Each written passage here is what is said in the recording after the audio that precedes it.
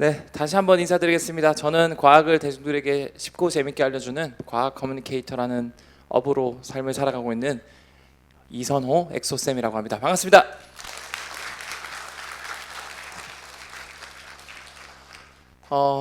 사실 세상이 너무 지금 급변하고 있잖아요. 이 급변하는 데 있어서 이 세상을 바꾸는 과학기술 분야는 지금 너무 많거든요. 제가 그런 것들을 다 알려드리면 한 5시간 걸려요. 그래서 정말 이 핵심이 되는 분야 최대한 많이 압축해서 준비를 했고, 시간이 또 남다면은 제가 못한 분야들까지 다 소개를 드리고, 끝나고 질의응답 받고 희망하시는 분들은 제가 사인 또는 사진도 찍어 드리도록 하겠습니다. 오늘 아침에 혹시 54년 만에 달나라 간다라는 유튜브 기사나 뉴스 보신 분 있나요? 혹시? 보신 분 계시군요. 제가 이거 보고 이제 급하게 자료를 다시 다 바꿨습니다.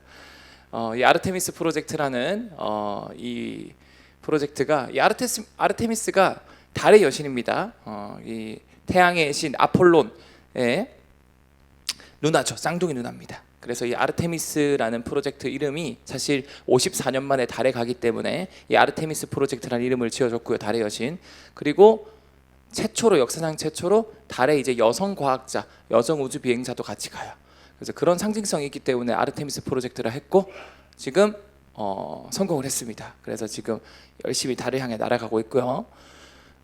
오늘 7시 24분에 발사 예정이었지만 약간 문제로 34분에 10분 뒤에 발사한 걸로 저는 알고 있고요. 사실은 1969년에 인류가 달에 갔죠. 처음으로 달에 발을 밟은 사람 누굴까요? 암스트롱 맞습니다. 루이 암스트롱일까요? 랜스 암스트롱일까요? 닐 암스트롱일까요? 그렇죠. 야, 장성은 다릅니다. 역시 성장 장성. 제가 이거 배지 받았는데 너무 이 네이밍이 마음에 들더라고요. 맞습니다. 루이 암스트롱 했다가 틀리면 안 됩니다. 루이는 아이씨 뭐 이런 노래 부르는 데 있죠. 네. 그다음 랜스 암스트롱은 자전거 잘 타는 분이고요. 닐 암스트롱입니다. 그런데 1969년에 달에 발을 밟은 다음에 한 3년 정도 계속 달에 갔다가 결국에는 1972년 더 이상 달 탐사를 하지 않습니다. 한 50년 동안 미공개 영상이 있었는데, 그 영상을 제가 최근에 공개돼서 그 영상을 제가 가지고 왔는데 같이 한번 보실게요. 왜 50년 동안 미공개였냐? 인류 최초로 달 여행을 한 닐 암스트롱. 한때 나사의 미공개 정보로 인해서 달 착륙에 대하여 음모론이 돌았지만, 시간이 지나고 소리 나사가 조금만 더 드디어 켜줄 수 비밀 있을까요? 영상을 공개를 하는데, 닐 암스트롱의 장난기가 너무 심하였기 때문에 전 세계에 공개하기가 어려워 미공개 처리로 한 것이었습니다. 자, 엄청난 정신력이죠. 달에 가서 껑충껑충이라고 놀고 있어요. 나사가 영상을 공개하자 닐의 우스꽝스러운 모습은 생각외로 웃기다, 귀엽다, 인간적이다라고 누리꾼들은 얘기하고 있습니다. 참고로 달은 지구보다 소리 좀만 줄여줄 수 있을까요? 네, 달은 지구보다 중력이 6배 약하기 때문에 이렇게 둥둥 뜨는 느낌이 들어요. 여러분들이 예를 들어서 몸무게가 60kg이면 달에 가면 10kg이 됩니다. 좀 더 영상 보실게요. 달에 갔던 그 영상.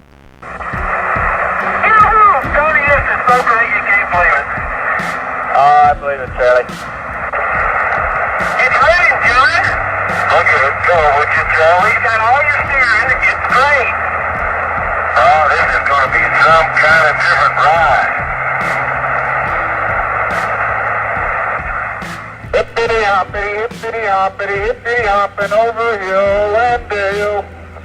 Da da da da da da da da da da da da. Hippity hopping along. 네, 이런 멘탈이니까 달에 갈 수 있었던 것 같아요. 네, 그럼 어쨌든 이런 식으로 달에 갔다가 돌아왔는데, 그럼 왜 72년 이후에 중단이 됐을까? 사실은 50년 전에 달에 간 목적은, 그때 당시에는 러시아가 소련이라고 불렸죠. 이 미국과 소련이 굉장히 기술 경쟁이 심했습니다. 그래서 핵 개발을 막 하다가 이제 더 이상 핵은 하지 말자, 냉전 시대. 그래서 다른 쪽으로 그러면 우리 국가의 기술력을 과시해 보자. 그래서 이제 우주에 가려고 한 거죠.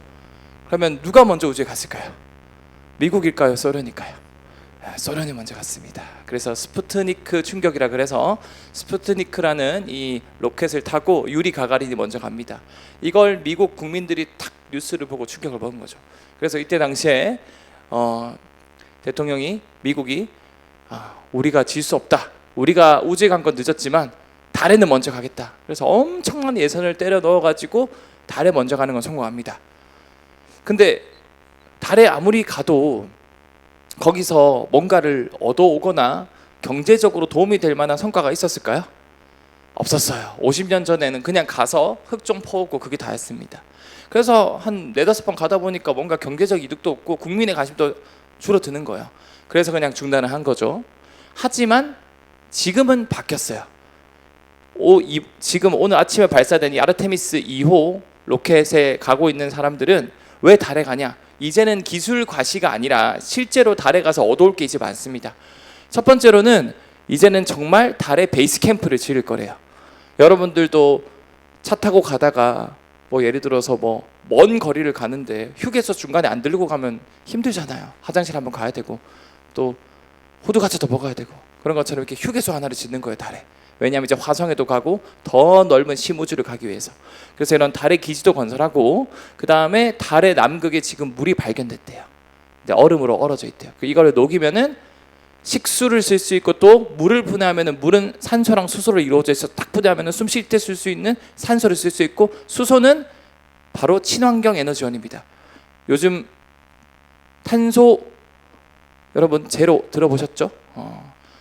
탄소 중립 또는 아리백 이런 것들이 전부 다 석유 에너지원은 쓰면 쓸수록 이산화탄소 온실가스가 많이 나와가지고 점점 이 지구가 살기 어려워지는 거예요. 그래서 이제는 다른 에너지, 신에너지, 수소를 얻어보자. 그래서 이런 곳에서 또 수소를 쓸 수 있겠죠. 그리고 헬륨3라는 핵융합 연료도 굉장히 많다고 합니다, 달에는. 그리고 히토리 금속.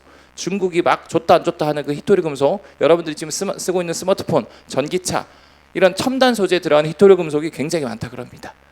그러면 또 이제 새로운 경제 분야가 또 커지겠죠. 그래서 이제는 진짜 먹을 거리가 많다, 달에. 그래서 달에 가기 시작하는 거예요. 이번에 달에 갔던 로켓은 이 로켓이고 여기에 4명이 타고 갑니다. 지금 여러분들이 아르테미스 프로젝트 또는 아르테미스 유튜브에 검색하시면 지금 생중계로 지금 달에 가고 있는 사람들이 보일 거예요. 4명이 지금 타고 있어요. 지금 라이브로 아마 보일 겁니다. 아니면 나사, 영어로 NASA, 나사 검색하면 지금 실시간 라이브로 보여주고 있어요. 고작 2.5평짜리 방에 4명이 10일 동안 먹고 자고 싸면서 연구를 수행하고 온다고 합니다. 자, 그래서 이 4명이 가고요. 최초의 흑인 우주 비행사, 최초의 흑인 여성 비행사 달에 가는, 그리고 최초의 나사에서 미국인이 아닌 캐나다인도 갑니다. 이런 최초의 상징성도 많고요. 이 발사되는 모습이에요. 와, 멋있죠? 네. 그러면 경로가 어떻게 될까? 이런 식으로 지구에서 1바퀴, 2바퀴 돌고 달에 갔다가 옵니다. 그럼 왜 굳이 그냥 달에 바로 가면 되지 이렇게 2바퀴 돌고 갈까요? 왜냐하면 바로 가면은 연료가 너무 많이 들어요. 이렇게 도는 이유는 사실 우리는 보이지 않는 이 중력이란 게 있거든요. 일종의 미끄럼틀 같은 겁니다. 이 중력을 잘 활용하면은 공짜로 에너지를 많이 쓸 수 있어요. 이걸 스윙바이라고 합니다. 그래서 이렇게 돌고 달에 갔다가 오는데 이번에 가는 거는 달에 착륙은 안 하고 달의 근처에 돌다가 우주 비행사들이 우주 환경에서 잘 적응하는지 임무는 잘 수행하는지 이런 걸 보고 다시 착륙을 할 거라고 하고 이거 임무를 완수하면은 2년 뒤에 착륙한다고 합니다. 근데 정말 우리나라 과학기술이 대단한 게 이번에 아르테미스 프로젝트 갈 때 우리나라 위성을 옆에 살짝 실어서 갑니다. 일종의 묶음 배송을 하는 거죠.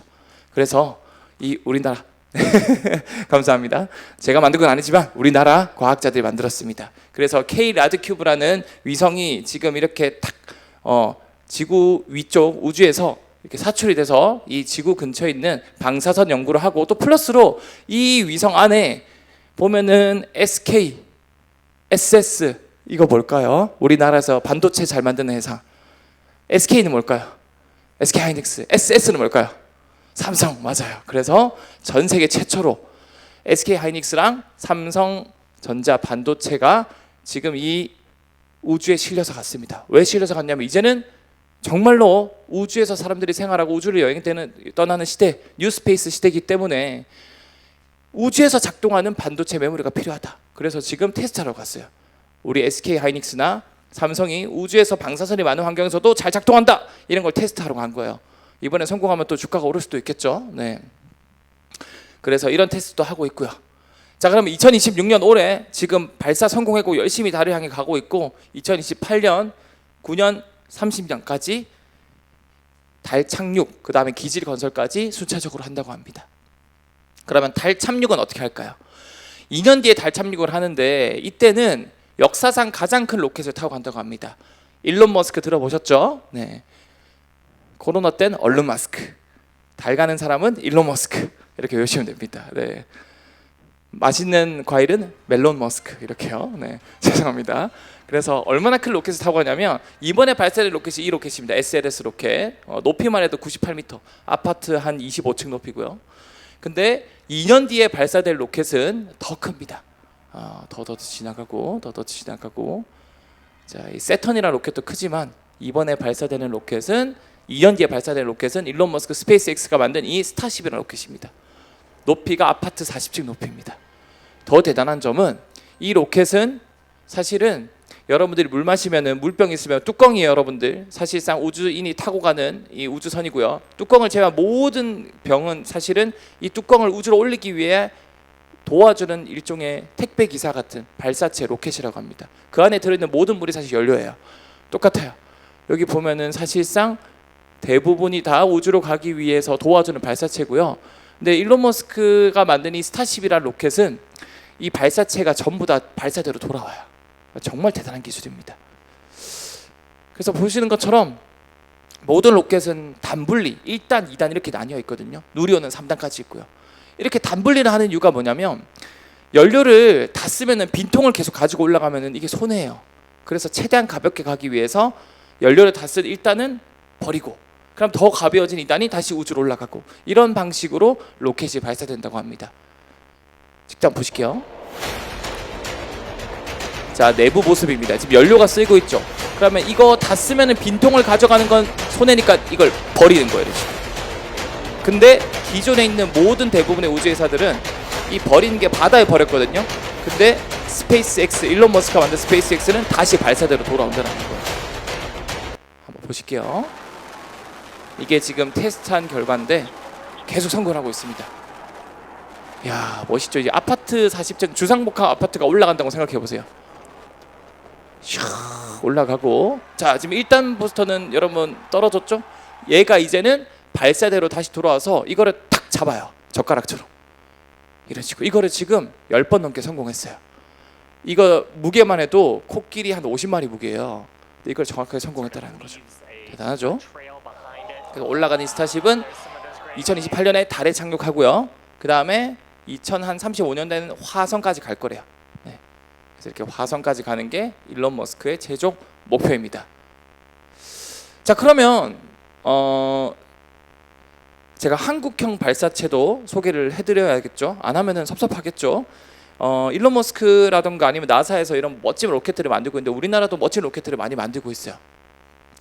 그러면 몇 가지 용어를 우리가 알고 가면 좋습니다. 탑재체랑 발사체. 자, 발사체는 제가 아까 말씀드렸던 로켓입니다. 로켓. 탑재체는 말 그대로 그 로켓에 실려있는 탑재 물체입니다. 쉽게 비유하자면 택배 기사가 발사체고요. 택배는 탑재체입니다. 그러면은 택배 기사가 택배예요 뚝뚝뚝 하고 문 열어주면은 택배랑 같이 들어와서 집에서 같이 살아요? 아니면 택배만 주고 다시 집에 가요? 택배만 주고 다시 가죠. 똑같아요. 발사체 로켓은 탑재체를 우주에 실어주고 얘는 다시 지구로 떨어지거나 발사대로 돌아옵니다. 그럼 탑재체는 뭘까요? 위성. 이번에도 우리 한국의 K-라드 위성이 발사됐죠. 아르테미스에. 그래서 착 사출이 잘 됐습니다. 그 다음에 탐사선. 이런 거는 지구 주변에 도는 위성이 아니라 달에 가거나 화성에 가거나 탐사하는 탐사선입니다. 이거 말고도 우주인, 우주 비행사. 이것도 탑재체입니다. 제가 항공우주연구원 단장님한테 여쭤봤더니 탑재체면은 여기 타고 있는 우주 비행사도 탑재체인가요? 탑재되어 있는 모든 것들은 탑재체라고 합니다. 자, 그러면 우리는 이제 알 수 있습니다. 발사체는 택배 기사, 탑재체는 택배 물품이라고 정리를 하면 되고요. 그럼 우리나라 로켓들은 뭐가 있을까요? 역사적으로 과학 로켓, 나로호, 누리호 순서가 있는데 하나씩 제가 소개해 드릴게요. 자, 과학 로켓은요 1990년대 발사됐고요. 이래서 슉 발사됐습니다. 순수 우리 기술력으로 발사한 거고요. 이때 당시에는 사실상 뭔가를 실거나 그런 정도의 기술은 아니었습니다. 1993년에 발사했고요.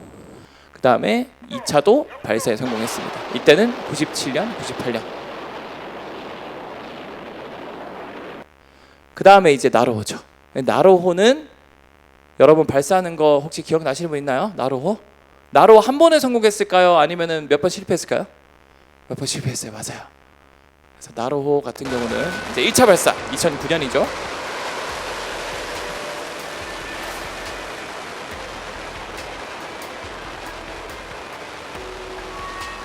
자, 이렇게 멋지게 발사가 됐습니다. 쉽게 정리하자면 택배 기사가 택배를 잘 배송하긴 했어요. 근데 물품 택배가 상자가 안 뜯어지는 거예요. 결과를 한번 볼게요. 1차 발사.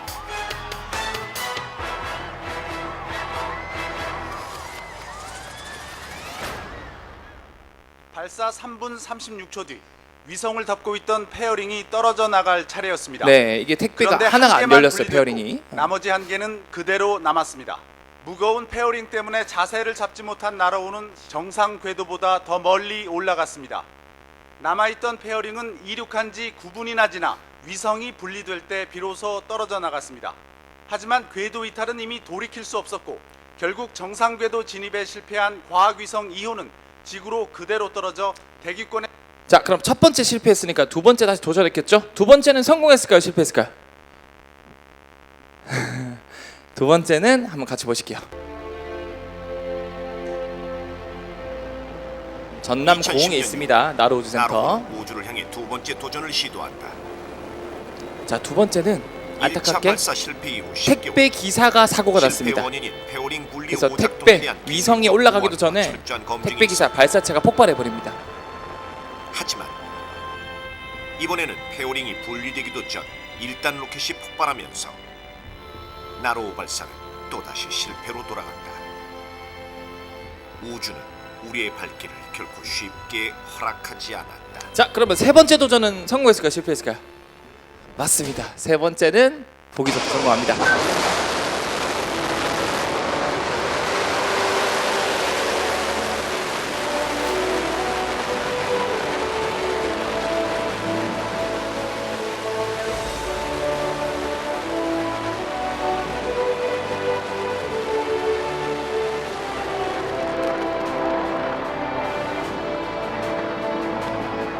그래서 발사체도 잘 작동하고 거기에 있는 위성도 잘 이렇게 궤도에 안착했다고 합니다.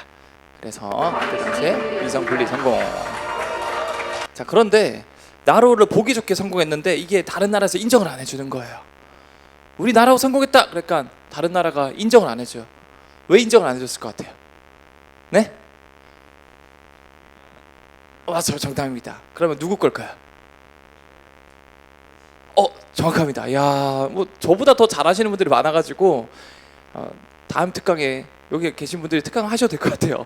맞아요. 여기 보면은 여기서부터 거의 머리 어깨 정도까지는 전부 다 러시아에서 만들어졌어요. 1단 발사체. 그리고 여기 뒤쪽이 2단 발사체랑 탑재체 위성만 우리가 만들었어요.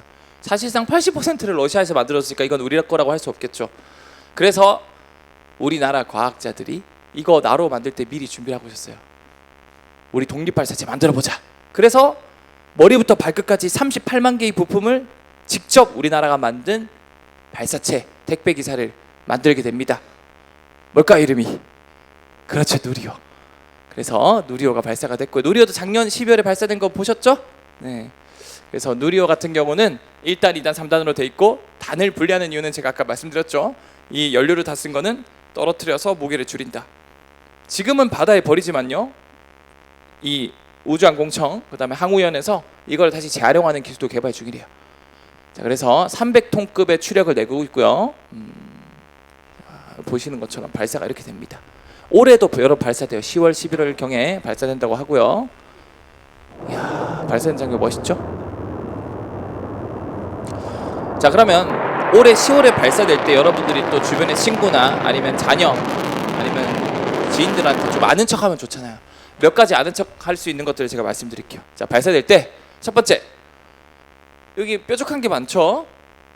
이 뾰족한 거는 왜 있을까요?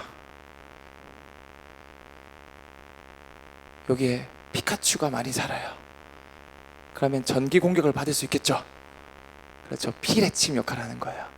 그래서 뾰족한 세 개가 이 누리호 안에 있는 위성이나 이런 게 고장나면 안 되기 때문에 대신 번개를 맞아주는 피레침 역할을 하는 거고요. 두 번째, 이 초록 색깔은 끝까지 누리호를 잡고 있다가 발사 순간 떨어집니다.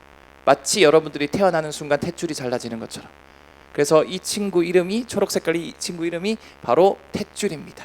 영어로 엄빌리칼이라 그래요. 엄빌리칼. 그래서 여러분 10월에 발사할 때 엄빌리칼이 분리됩니다 이렇게 사회자가 말할 거거든요. 그 탯줄이란 뜻이에요. 이런 의미가 있는 거예요. 세 번째로, 발사될 때 지금 여기 연기가 많이 나오죠. 이거는 사실 연기가 아니라 여러분들이 아침에 밥할 때, 밥 다 될 때쯤에 이제 슉 수증기 나오잖아요. 밥 짓는 냄새 나면서 수증기예요.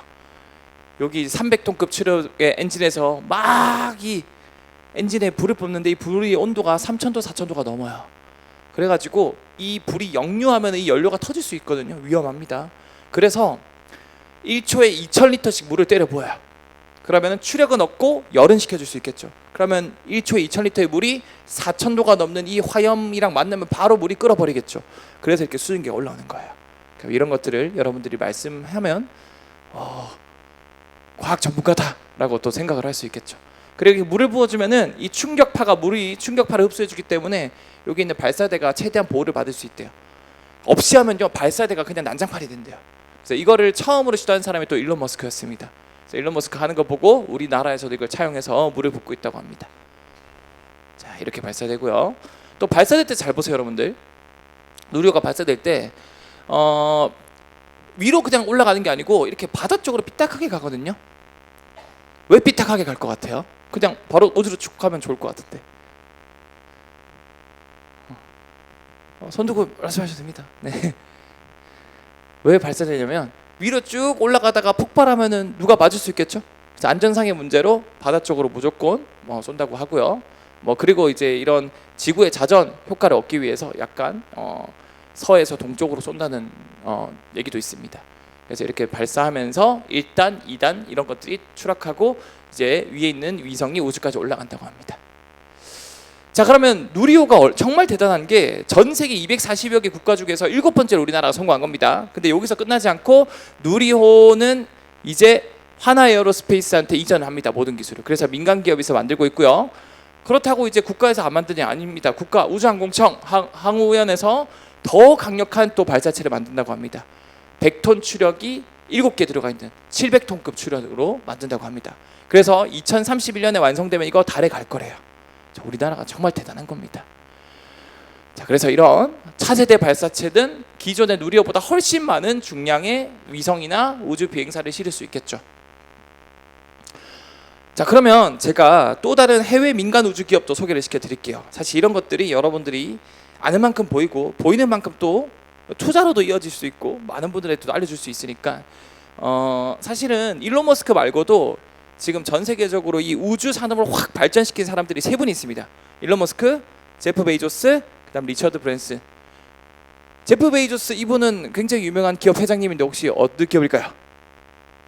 그렇죠, 아마존. 네. 영어로 메이비존. 농담입니다. 네. 그다음 리처드 브랜슨은 버진 갤럭틱이라는 회사를 설립했습니다. 자, 그러면 각각 회사별로 특징, 발사체의 특징을 보여드릴게요. 일단 버진 갤럭틱 같은 경우는 이게 우주선이거든요. 이 우주선이 바로 우주로 가는 게 아닙니다. 위에 있는 모선이라는 비행기가 얘를 딱 달고 제일 높이 하늘 높이까지 올려줍니다. 그런 다음에 탁 떨어뜨리면은 이 우주선이 그때 하늘로 슉 올라가는 거예요. 이것도 결국 아까 제가 말씀드린 단분리 목적이랑 같아요. 연료를 아끼려고. 발사되는 모습 한번 볼까요? 개인적으로 저는 이 로켓이 제일 멋있는 것 같아요. 자, 리처드 브랜슨이 타고 방금 타는 거 봤죠? 타고 있죠? 자, 하늘에서 타고 올라갑니다. 버진이라고 적혀있죠? 버진 갤럭틱. 야, 멋있죠?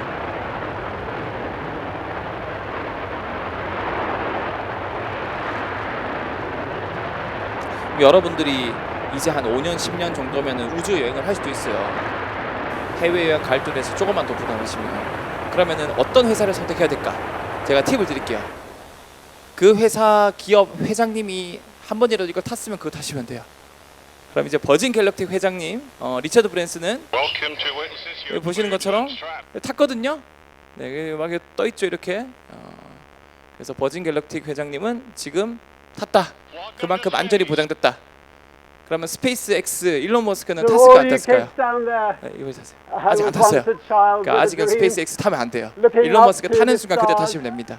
Now I'm an adult in a spaceship. 네, 이분이 이제 with lots 회장님입니다. of 버진 wonderful 갤럭틱. adults looking down to our beautiful, beautiful Earth, to the next generation of dreamers. 자, 그리고 제프 베이조스 또 로켓을 만들고 성공을 했습니다. 제프 베이조스는 굉장히 자기 머리를 닮은 로켓을 만들었어요. 네. 근데 대단한 게 여러분들이 알고 있는 게 일론 머스크의 스페이스X 로켓이 최초로 재활용에 성공했다고 알고 있지만 아닙니다. 블루 오리진의 이 로켓이 한 달 먼저 성공했어요. 그 다음에 일론 머스크의 로켓이 성공을 했습니다. 그래서 재활용에 성공을 한 이 로켓입니다. 실제 발사하는 장면 볼게요.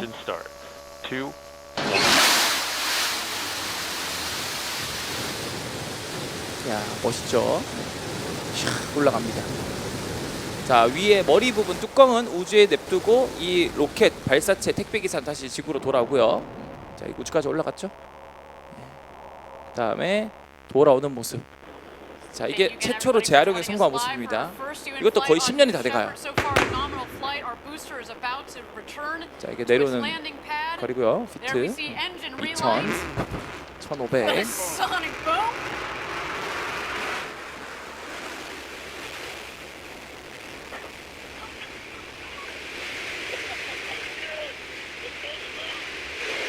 정확하게 발사를 들어옵니다. 이야, SF 영화에서 나올 법한 이런 이야기가 눈앞에서 펼쳐지는 거예요. 이게 왜 중요하냐면 여러분들 로켓 하나 만드는데 몇 조 원 들거든요. 그러면 그거 쏘고 이제 바다에 버리면요 다시 몇 조 원으로 만들어야 돼요. 하지만 이거는 재활용할 때마다 몇 조씩 아끼는 거예요. 지금은 최소 20번 쓴대요. 최소. 그러니까 20배 가격이 싸지는 거예요. 그게 결국 다 일반 사람들한테 우주 비행 비용이 단가가 떨어지게끔 만들어주는 효과를 줄 수 있겠죠. 그래서 위에 있는 이거는 이제 우주에 있다가 내려오는 겁니다. 우주에 있다가. 네. 자, 일론 머스크는 제가 아까 설명드렸던 이 스타쉽 로켓을 지금 쏘고 있고 최종 일론 머스크의 목표는 화성에 가는 거다. 화성에 사람을 100만 명을 보내는 게 최종 목표라고 합니다. 그래서 이렇게 멋진 로켓들이 만들어지고 있고 제가 말씀드렸던 이 SLS가 오늘 발사되는 로켓이고요. 그 다음에 2028년에는 스페이스X에서 만든 스타쉽 이 발사될 예정이라고 합니다. 이 로켓은 달까지 착륙한다고 해요.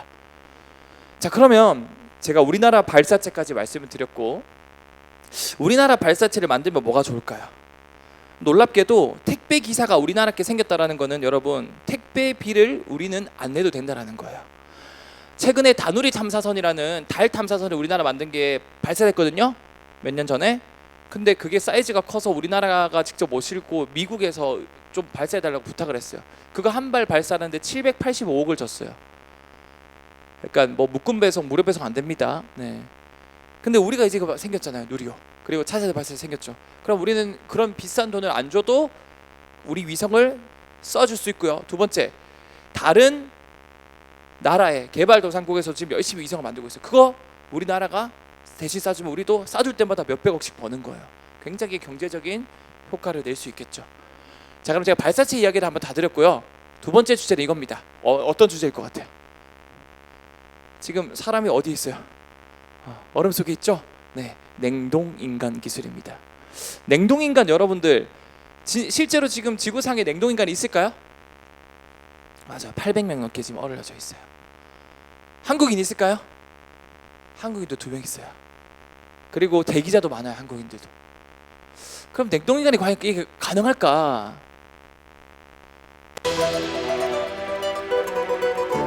또 빙하나 추운 기후에서 냉동돼 만들어진 미라도 있는데 잉카 얼음 소녀로 불리는 이 미라는 아르헨티나 북서부 해발 6,700m 높이의 자, 이거는 사실 살릴 수 없는 냉동 미라죠. 그러니까 이런 게 아니라 진짜 냉동인간은 뭐냐면 살릴 목적으로 사람을 얼린 겁니다.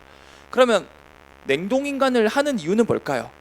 95% 이상은 불치병에 걸렸기 때문에 나 이대로 죽기 싫다.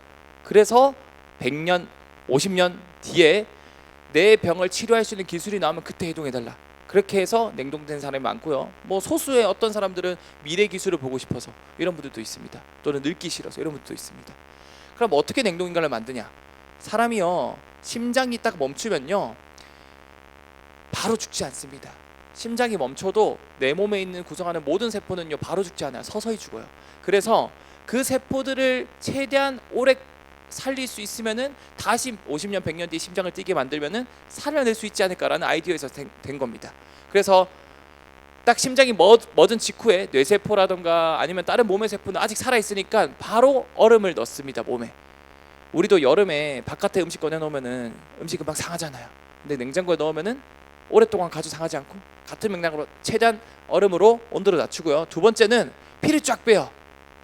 냉동 인간을 만들기 전에. 왜 피를 쫙 빼야 될 것 같아요? 여기 계신 분들 맞아요. 소풍 갈 때 물 얼려서 가본 적 있죠? 음료수나 페트병에 얼리면 어때요? 다음날 빵빵해지죠. 이 물은 얼면 부피가 늘어나고 또 결정이 생기기 때문에 세포를 찢어버려요. 즉 피도 사실 90% 이상이 물이기 때문에 얼면은 그 내 몸에 있는 모든 세포를 터뜨리거나 찢어버려요. 그래서 피를 다 빼야 됩니다. 그래서 이런 식으로 얼면 결정이 생기고요. 이런 식으로 결정이 생깁니다. 그래서 이런 결정이 결국 사람을 그대로 올려버리면은 부피가 늘어나서 세포가 터지거나 결정이 세포를 찢기 때문에 이런 식으로 세포가 정상적으로 다시 살아 돌아올 수 없습니다. 그래서 이렇게 피를 다 뽑는 거고요. 그런 다음에 뽑은 다음에 뭘 하냐? 바로 부동액과 비슷한 물질을 넣습니다. 부동 물질. 이 물질은 뭐냐면 아무리 온도를 낮춰도 얼음 결정이 안 생기는 물질입니다. 그래서 이걸 많이 넣으면은 그 사람은 막 영하 196도까지 얼려도 안에 결정이 안 생겨요. 그럼 세포가 손상을 받지 않겠죠. 정말 놀랍게도 여러분, 남극은 영하 40도인데 그 남극 바다에 물고기들이요 피가 안 얼어요. 왜 그런가 봤더니 이 친구들은 직접 부동 단백질이라는 부동액 물질을 스스로 만들고 있어서 혈액이 얼지 않는데요. 한번 가보실게요. 남극 바다로. 혹시 그 영상 재생 버튼 한번 눌러줄 수 있을까요? 네, 영상 재생 버튼. Most organisms. Fish that live in shallow waters at temperatures below 0 degrees Celsius developed antifreeze proteins to avoid freezing to death. 자, 영하 40도 남극에서도 These 안 antifreeze 어는 이유. proteins circulate in the bloodstream, where they halt the growth of small internalized ice crystals. 자, 이렇게 얼음 결정이 This is 생기면 due to 부동 adsorption 단백질이 of the 얼음 결정에 antifreeze 들러붙어요. proteins onto specific ice. 이렇게 들러붙으면 얼음 결정이 더 이상 성장하지 않는데요. 그래서 결정이 안 생기는 거죠. 그러면은 피가 계속 돌 수 있겠죠. 그러면 이런 맥락으로 또 비슷한 게 뭐 이런 부동 물질을 개구리한테 바른 다음에 이 부동 물질을 바른 개구리를 영하 190도에 96도 액화 지수에 넣어 보면요, 얘가 꽁꽁 얼거든요. 이런 식으로. 네. 이 개구리 그러면 다시 해동하면 살아날까요? 죽을까요? 살아나요. 실제로 개구리들이 겨울잠을 자죠? 같은 맥락인 거예요. 개구리는요 겨울잠을 자도 꽁꽁 얼다가 다시 녹아도 살아나는 이유가 이 친구들이 겨울이 돼서 잠을 자기 전에 간에 있는 글리코겐을 막 분해해서 포도당으로 만든대요. 그럼 포도당이 피에 많으면 피가 끈적끈적해져요. 그러면 그 피가 끈적끈적하면은 겨울에 얼까요? 아니면 잘 안 얼까요? 잘 안 얼어요. 그런 전략으로 개구리가 버티는 거죠. 이 개구리도 지금 얼어 있다가 움직이죠. 그럼 개구리도 되니까 우리도 할 수 있겠네. 그런 아이디어에서 시작을 한 거예요. 최초의 냉동인간은 이분입니다. 바로 제임스 베드포드라는 심리학과 교수였는데 췌장암에 걸린 거예요. 그래가지고 1967년에 나 죽기 싫다, 냉동인 기술 없냐 부르니까 진짜 있는 거예요. 그래서 최초로 냉동인간이 됩니다. 나 췌장암을 고칠 수 있는 시대가 오면은 녹여달라. 그래서 이렇게 냉동인간이 됩니다. 이렇게요.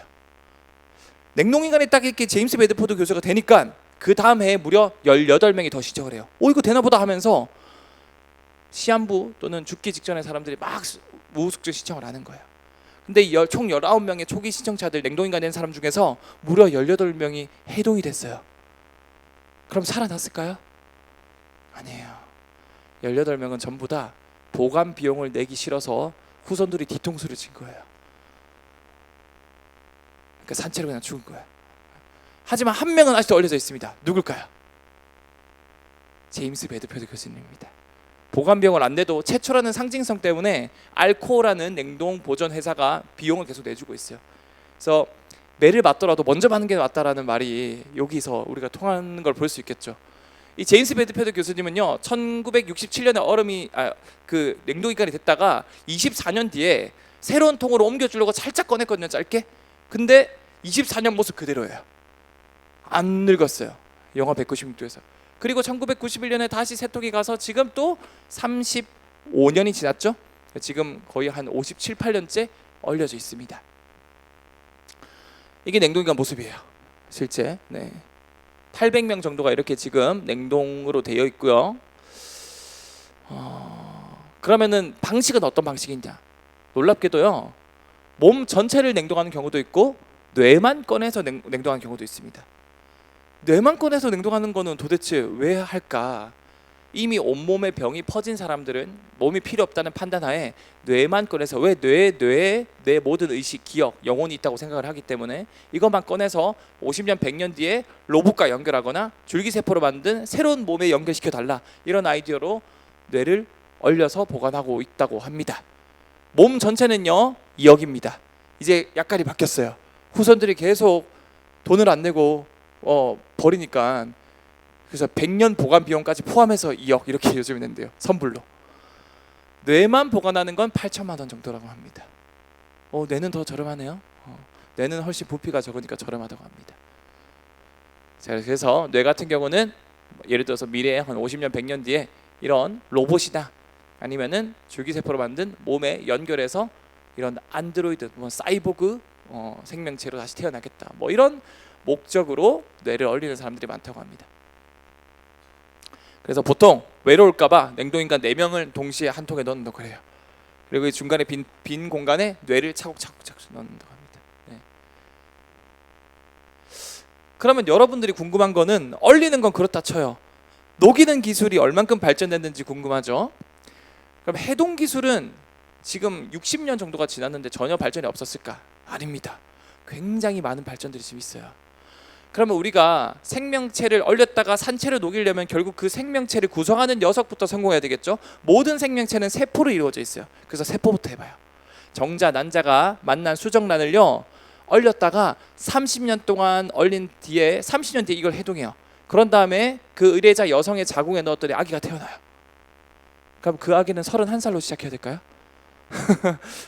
아니죠. 네. 그럼 이제 세포들은 성공했고요. 그러면 세포들이 모여서 특정 기능을 하는 걸 조직이라 그래요. 조직도 테스트를 해봐요.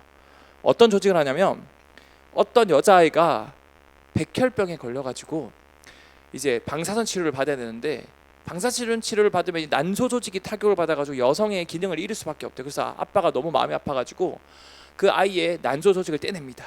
방사선 치료 받기 전에. 그래서 이거 냉동시켜달라. 그래서 냉동시킨 다음에 방사선 치료 다 받고 완치가 된 다음에 17년 동안 얼려져 있던 이 난소 조직을 다시 해동해서 그 여자아이가 이제 성인이 됐죠. 그 성인 여자한테 다시 재이식을 합니다. 그랬더니 다시 여자가 여성 호르몬이 나오고 월경을 하고 아이까지 임신하게 됩니다. 남소 조직 성공했죠. 그럼 이제 세포가 모이면 조직이 되고, 조직이 모이면 이제 기관 또는 장기라고 합니다. 장기 하면 되겠죠. 장기 성공했을까요? 실패했을까요? 정답은 세모예요. 세모. 사람 장기는 아직 성공 못했지만 더 작은 동물들, 생쥐 장기는요 얼렸다 녹이는데 성공을 하는 거예요. 기능을 잘합니다. 나노 워밍 기술이라는 걸 통해서. 그래서 과학자들이 지금 생쥐 성공했으니까 더 큰 강아지, 고양이, 더 큰 침팬지, 더 큰 사람까지 시도할 거라고 합니다. 그럼 장기 성공하면 이 장기들이 모인 게 사람이거든요.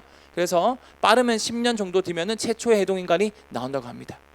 그래서 이런 냉동 인간 기술도 굉장히 많은 사람들이 시정을 하고 있고, 지금 대기자만 해도 4,000명이 넘는다고 합니다.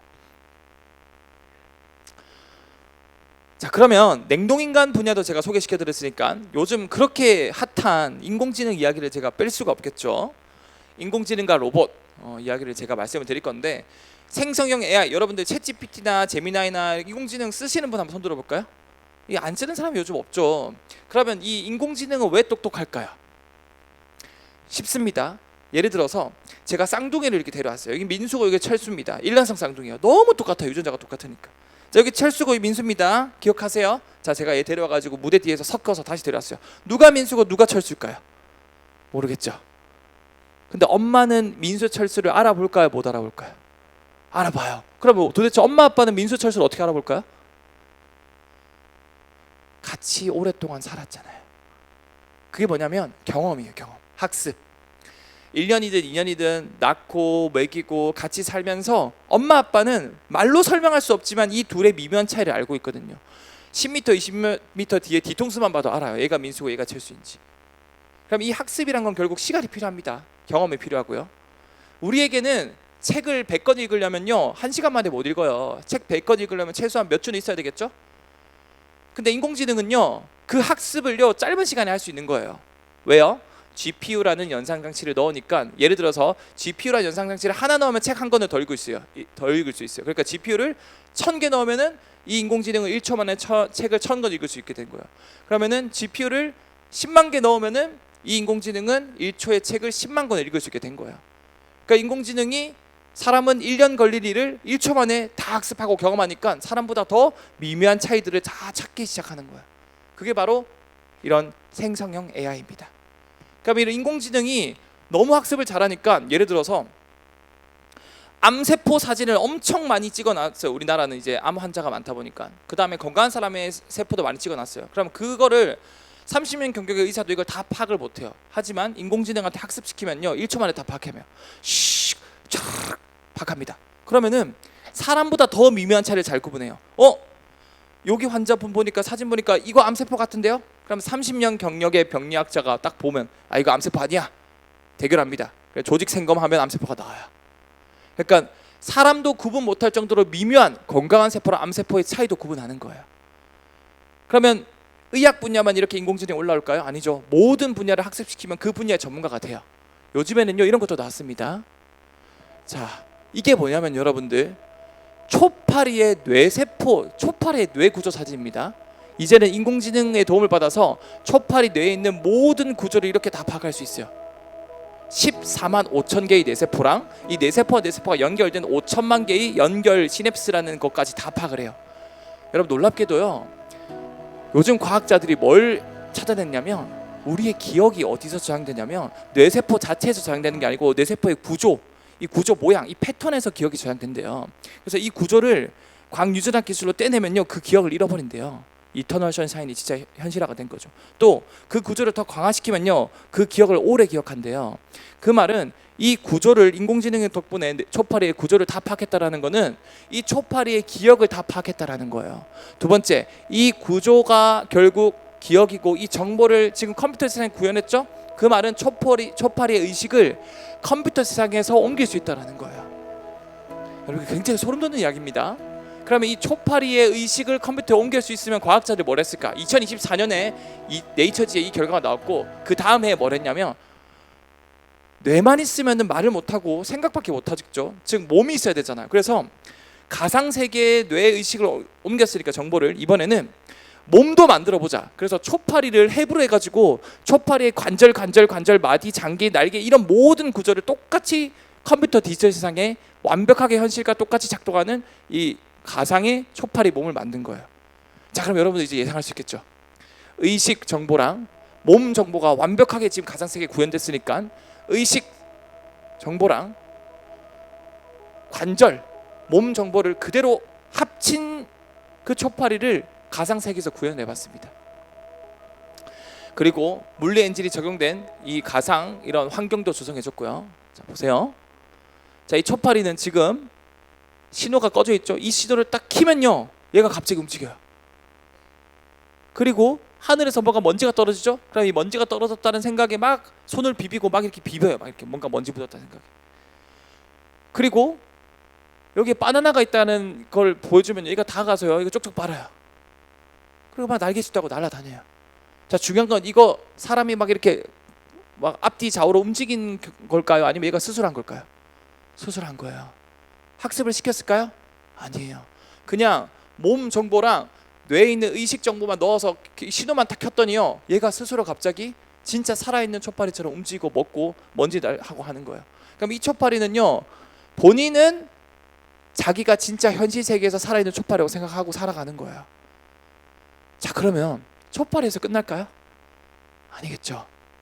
이제는 초파리 뇌를 분석했으니까 인공지능 도움을 받아서 생지를 할 거래요. 생지 마무리되면 끝날까요? 아니겠죠. 사람을 하겠죠. 그럼 예를 들어서 한 10년 정도 뒤에 인공지능의 엄청난 발전으로 제 뇌를 파악을 합니다. 그런 다음에 제 정보를요 그대로 디지털화 시켜요. 그 다음에 제 몸에 있는 관절 파악해서 제 몸도 똑같은 가상세계 만들어요. 그걸 딱 연결해서 탁 켜요. 그리고 가상세계 하나 만들어줘요. 그러면 탁 키면 어떤 일이 벌어질까요? 여긴 어디지?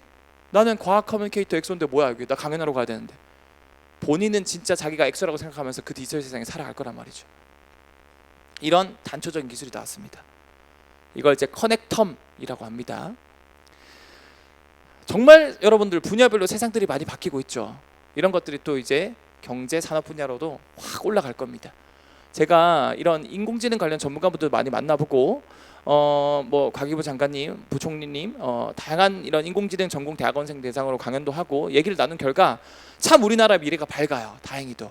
특히 이 인공지능이 모든 분야에 지금 연결이 되고 있는데 보세요. 요즘에는 인공지능이 로봇에 들어가요. 다양한 크기와 형태의 택배 포장들을 여러분 이게 미래 기술이 아니에요. 지금요 공장에 로봇을 이제 일을 시키고 있어요. 35개 이상의 자유도를 갖춰 사람의 손목과 35개의 손가락 자유도. 움직임을 그대로 재현합니다. 손바닥에 내장된 카메라와 손가락 끝 촉각 센서 또한 3g 단위의 미세한 무게 변화까지 감지해 택배물을 적절한 압력으로 안전하게 분류해냅니다. 대단하죠. 이를 통해 로봇은 사람의 개입 없이도 연속적인 고난도 분류 작업을 수행하는 겁니다. 로봇이요 여러분들 아무리 잘 만들어도요 얘가 뇌가 멍청해서 아무것도 못해요. 막 계단도 못 올라요. 근데 인공지능이 너무 똑똑해지니까 얘를 소프트웨어로 넣은 거예요 로봇에. 그러니까 얘가 갑자기 덤블링을 하고 분류를 잘하고 심지어 하드웨어도 좋아지니까 사람은요 여러분 손가락이요 26개의 관절이 있어서 이렇게 다양한 움직임을 할 수 있고 이것 때문에 사람이 하는 일의 95%는 손으로 하거든요. 스마트폰 손으로 하죠. 요리 손으로 하죠. 운전 손으로 하죠. 청소 손으로 하죠. 운전 손으로 하죠. 근데 이제는 26개가 아니고 35개짜리 관절을 가진 로봇이 나왔어요. 근데 똑똑해요 사람보다.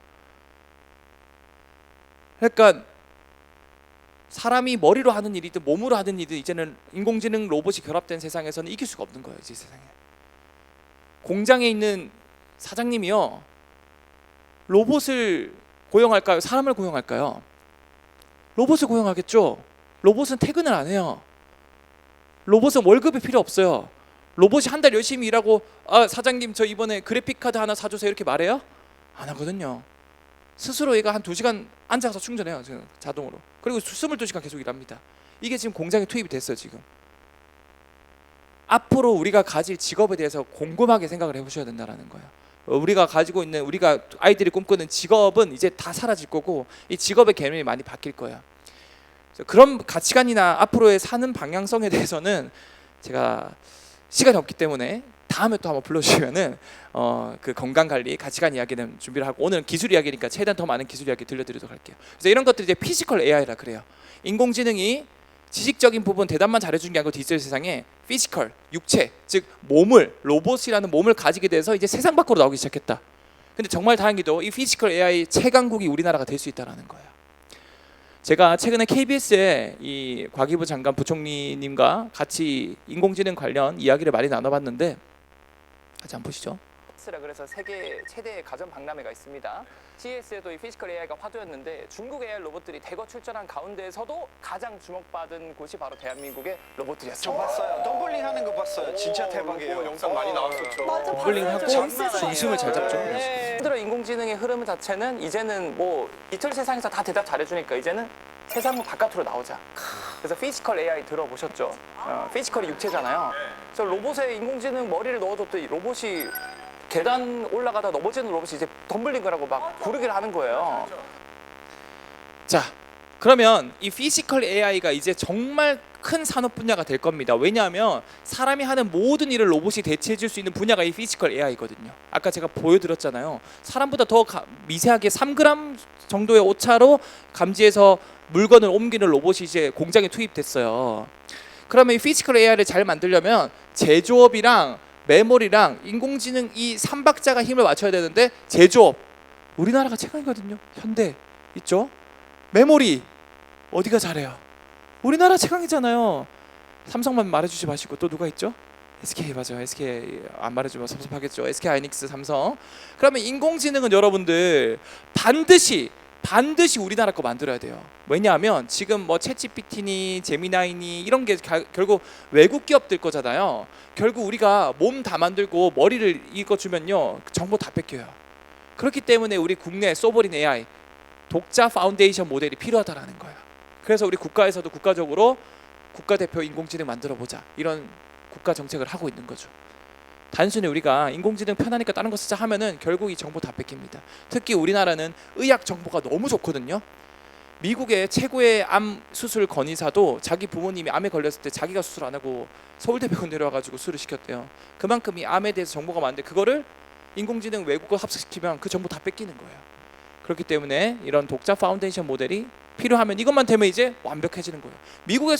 미국에서조차도 이 제조업이요 약하거든요. 근데 이 두 가지 메모리랑 제조업이 완벽한 국가가 우리나라밖에 없다라는 거예요. 왜 젠슨 왕이 우리나라에 와서 제조업의 강자 정의선 회장님, 그 다음에 메모리의 강자 이재용 회장님을 치킨을 먹으면서 얘기를 했을까요? 사실 우리가 급한 게 아니고 젠슨 왕이 급했던 거예요. 피지컬 AI 하려고요.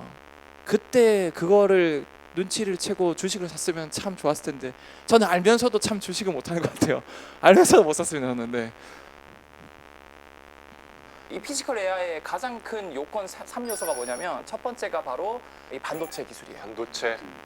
메모리. 한국 있잖아요. 한국 가지고 있죠? 그럼요. 네. 두 번째 제조 기술이에요. 제조 기술 우리 있잖아요. 우리 제조 잘하잖아요. 따 있단 말이에요. 그럼 하나가 이제 독자 파운데이션 모델이 있어야 된다는 거죠. 이 세 가지가 물리면은 굉장히 시너지 효과를 낼 수 있는데 미국조차도 사실 제조 분야가 약하거든요. 실제로 있어요. 저런 로봇이 이제 집마다 하나씩 들어올 겁니다. 나 너무 행복할 것 같아.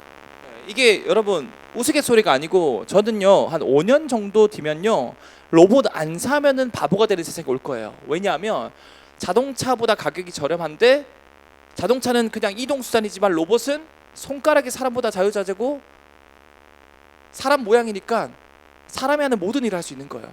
설거지해줘, 청소해줘, 빨래해줘, 운전해줘, 아들내미 딸내미 대신 놀아줘, 숙제해줘, 모든 걸 해주는 거예요. 안 사면은 후회되고 손해볼 수밖에 없는 세상이 온다라는 거예요. 심지어 가격이 비싸면은 정수기 렌탈하듯이 구독형 로봇도 많이 이제 깔릴 거란 말이죠. 자, 그러면 결국 제가 말씀드렸던 이 인공지능이 모든 분야에 스며들면서 그 기술 분야가 굉장히 시너지 효과를 내고 있다라는 거예요. 지금 제가 보여드리는 모든 분야가 인공지능이 다 들어가고 있거든요. 그러면은 또 하나 이 인공지능이 접목된 재밌는 기술 하나 제가 말씀을 드릴게요. BCI란 기술인데 이 BCI 기술은 Brain Computer Interface, 그래서 뇌랑 기계를 연결하는 기술입니다. 이것도 일론 머스크 아저씨가 하고 있는 기술이고요. 이 기술이 뭐냐면 여러분들이 생각을 하면요 전기 신호로 여러분들이 생각을 하거든요. 뇌에서 탁 신호가 켜지면 이게 전기 신호로 왔다 갔다 합니다. 즉 그게 뭐냐면 정말 다행히도 우리 뇌가 전기 신호로 생각을 하기 때문에 이 디지털 기기도 사실 전기로 움직이는 거잖아요. 즉 뇌랑 기기가 연결이 될 수 있다는 거예요. 여러분들이 아까 제가 말씀드린 것처럼 기억은요 이 뇌세포 자체가 아니고 뇌세포랑 뇌세포가 만나는 이 시냅스라는 이 구조 자체의 기억이 저장되거든요. 그래서 이 시냅스를 끊어버리면 기억을 까먹어요. 반대로 이 시냅스를 더 튼튼하게 만들어주면 기억을 절대 안 까먹는다 그래요. 근데 사람이 기억을 하면요 생각을 하면요 이렇게 신경 전달 물질이 분비돼서 기억이 떠올려지면서 동시에 뇌파라는 게 나옵니다. 이거는 전자기파, 와이파이 이런 것처럼 파동이거든요, 뇌파. 그래서 우리가 생각을 할 때마다 자 보세요. 자 이렇게 뭔가 생각을 하면 전기 신호가 쫙 이동합니다. 이렇게 신호가 켜져요. 근데 놀랍게도 이때 이 시냅스 주변에서 뇌파도 같이 나옵니다. 그럼 이거는 우리가 읽을 수가 있어요. 마치 안테나를 심어가지고. 그래서 사람 뇌에 이런 전극을 꽂아가지고 사람이 어떤 생각을 할 때 그 뇌파를 이 전극이 신호를 받아서 인공지능이 이 신호가 어떤 신호인지를 해석해서 그 사람이 어떤 생각을 하는지를 파악할 수 있는 세상이 됐어요. 어떻게 할까요? 딱 꽂아요. 바나나 생각해 보세요. 그럼 바나나 관련된 뇌파가 나오겠죠. 그럼 바나나, 뇌파. 그다음 뭐 달리기 생각해 보세요. 그럼 달리기 관련 뇌파가 나오겠죠. 그럼 달리기 이걸 인공지능이 쫙 다 파악해가지고 이 사람이 어떤 생각을 하고 어떤 걸 원하는지 이런 걸 이제 읽을 수 있다라는 거예요. 텔레파시가 되겠죠.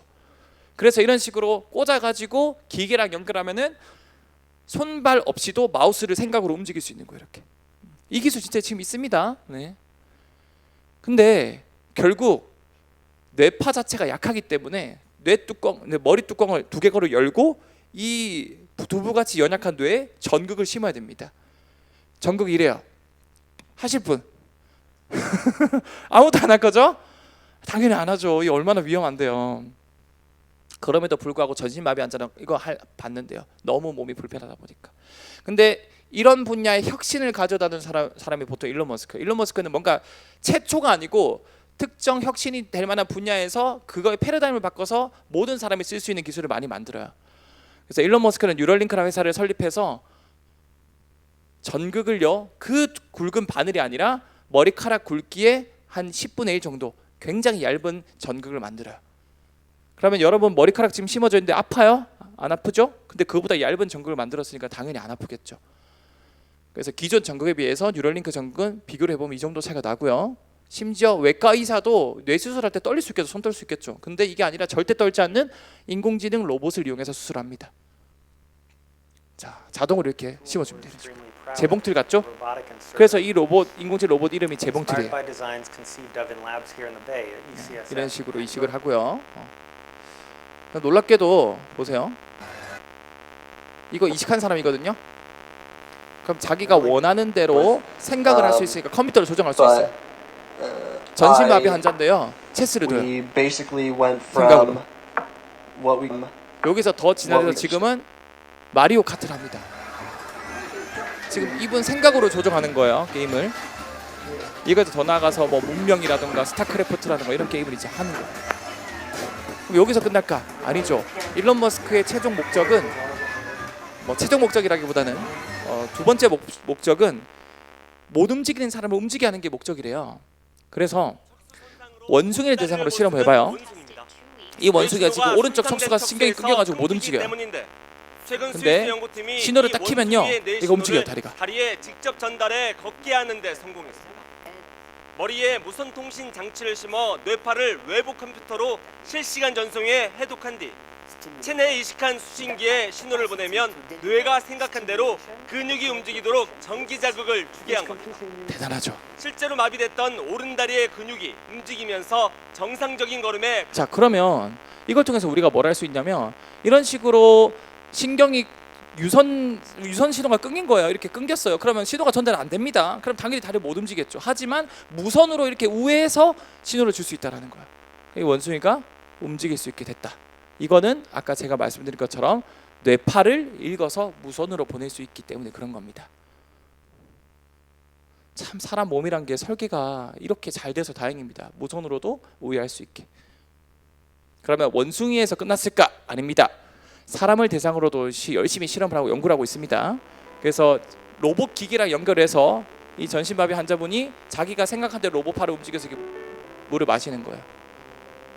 근데 요즘에는 로봇에 연결하는 게 아니고 몸과 몸을 연결해서 원숭이처럼, 이거 보세요. 이분이 다이빙을 잘못해가지고 하반신 마비가 됐습니다. 근데 이분이 이런 식으로 생각을 읽을 수 있는, 움직일 수 있는 뇌파를 읽어서 이거를 무선으로 보낸 거예요. 이렇게 딱 착용을 해서요, 뇌파를 읽습니다. 그런 다음에 이 아래쪽에 수신 장치를 삽입을 합니다. 네. 그런 다음에 위쪽은 끊겼지만 무선으로 이렇게 정보를 보내면은 이렇게 움직여요. 다리를 못 움직였던 분이 움직여요. 놀랍게도 계속 신호가 가니까 끊겼던 신호들이요, 재생이 돼가지고 조금씩 붙기 시작한대요. 그래서 신호를 껐는데도 지금 움직여요. 이분은. 자, 봐요. 이게 신호 장치 껐거든요. 되게 움직이잖아요. 지금 머리 뭐 안 썼죠? 신호까지 재생이 되는 거예요. 여러분, 공상과학 영화에 나올 법한 이런 이야기들이 지금 세상에서 나오고 있다는 거예요. 지금 사람 의식을 컴퓨터에 옮기는 연구를 하고 있고, 인공지능이 로봇과 결합돼서 사람보다 더 일을 잘하고요. 이제는 교통사고를 당하거나 선천적으로 뇌신경이 끊겨도 이거를 다시 연결해서 움직일 수 있는 그런 기술까지 나왔다는 거예요. 정말 신기하죠. 자, 그리고 요즘에는요, 이런 연구도 있습니다. 이거는 좀 무서운 연구인데 어떤 연구냐면, 자, 이게 게임 플레이 하는 모습이거든요. 이거 재생 버튼 한번 눌러줄 수 있을까요?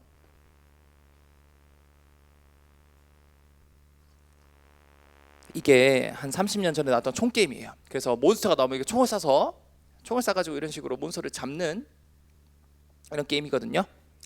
근데 이 게임을 사람이 보통 플레이 하겠죠. 근데 이거 플레이한 대상이 사람이 아니에요. 그럼 인공지능일까요? 인공지능도 아니에요. 그럼 다른 동물일까요? 아니에요. 지구 역사상 없었던 생명체인데 사람이 만들어낸 생명체입니다. 어떤 생명체냐면 사람의 뇌세포를 꺼내요. 그런 다음에 배양 접시에 배양을 합니다. 근데 제가 아까 말씀드렸죠. 뇌세포는 전기 신호로 생각을 주고받기 때문에 전극이랑 연결을 해서 기계랑 연결할 수 있다고 제가 말씀드렸죠. 그러면은 뇌세포를 배양한 다음에 전극과 연결해서 이 게임기랑 연결해요. 그러면 뇌가요 신호를 주는데요. 자기 마음대로 뇌세포가. 그러면 이제 연결이 돼 있으니까 이 플레이어가 뇌세포가 신호 주니까 뭐 가끔 총을 쏘기도 하고 옆으로 뛰기도 하고 뭐 뒤로 움직이기도 하고 지 맘대로 처음에 움직이겠죠. 그런데 몬스터한테 맞으면, 즉 죽거나 맞으면은 뇌세포한테 전기 충격을 줍니다. 너 잘못했다고 고문을 주는 거예요. 반대로 막 랜덤하게 하다가 운 좋게 총을 쐈는데 반대 몬스터 괴물이 죽었어요. 그러면 보상 신호를 줘요. 도파민 같은.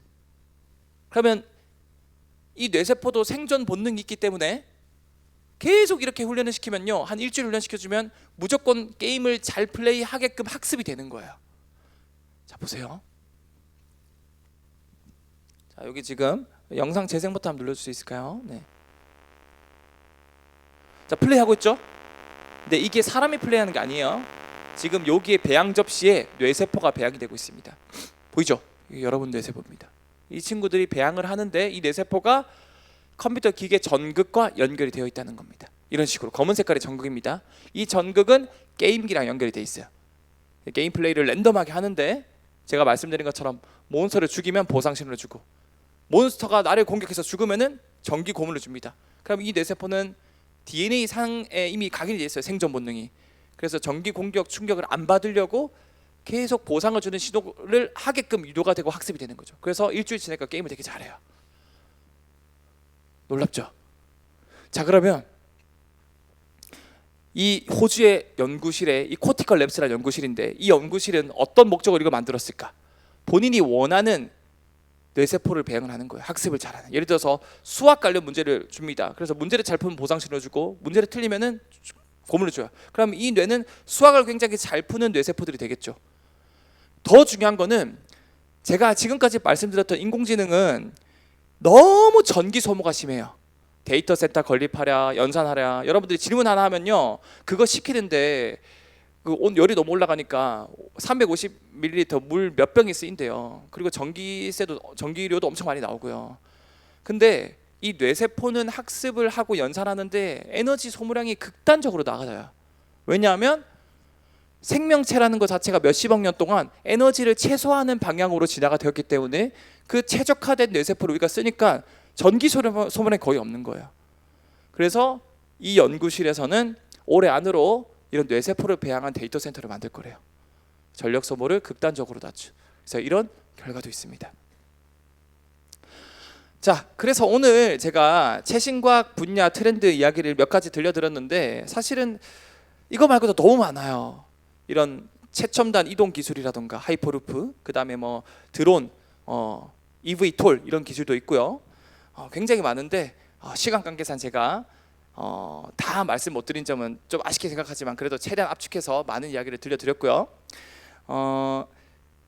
강연 끝나고 제가 사인과 사진을 찍어 드릴 테니까 희망하시는 분들은 이쪽에서 줄 서 주시고 지금부터 질의응답 시간 한번 받아보도록 하겠습니다. 궁금한 거 있으신 분들은 언제든 손 들고 질문해 주시면 감사할 것 같아요. 네, 뭐든 물어봐 주세요. 네.